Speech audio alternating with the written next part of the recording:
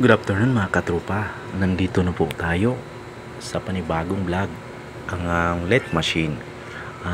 Baka nagtaka po kayo, nag-lead machine ako kasi requirement po ito sa barko upang makasampa.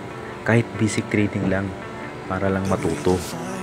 Kasi kailangan talaga natin yan. Kapag nandun ka sa barko, mahirap na pag hindi ka marunong. Kaya mga katropa, kaya kumuha talaga ako ng training na lead machine upang naman matuto ako sa mga basic theory nitong lead machine, dahil kailangan talaga. At kung saan man kayo ngayon, sana mag-ingat po kayo lagi, at lalo na sa mga followers ko sa aking vlog. Maraming salamat po sa inyong lahat.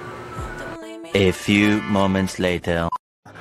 Hello mga katropa, tuloy-tuloy pa rin tayo sa ating ginagawa na lead machine.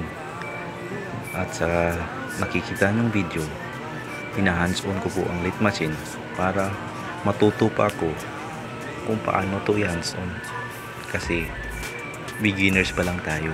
Kaya kailangan natin to malaman ang mga function ng bawat mga nasa lead machine, kasi para natin matuto at memoryado ang lahat ng parts sa lead machine.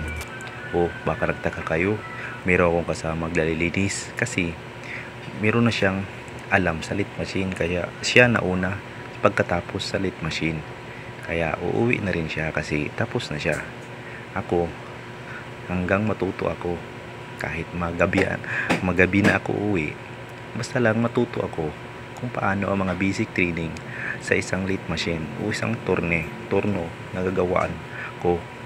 Kaya tiis-tiis lang tayo para matuto tayo sa mga ganitong gawain, lalo na kapag nagsampa na tayo sa barko. Nako, talagang sayo talaga yan. Pero hindi masabi natin na magaling tayo. Basta lang mayroon lang tayong kunting kaalaman sa lead machine. Kaya payo ko sa inyo, kung nagbabala kayo ng barko, sana kumuha po kayo ng mga basic training, at isa na dito ang lead machine, dahil requirement yan sa barko.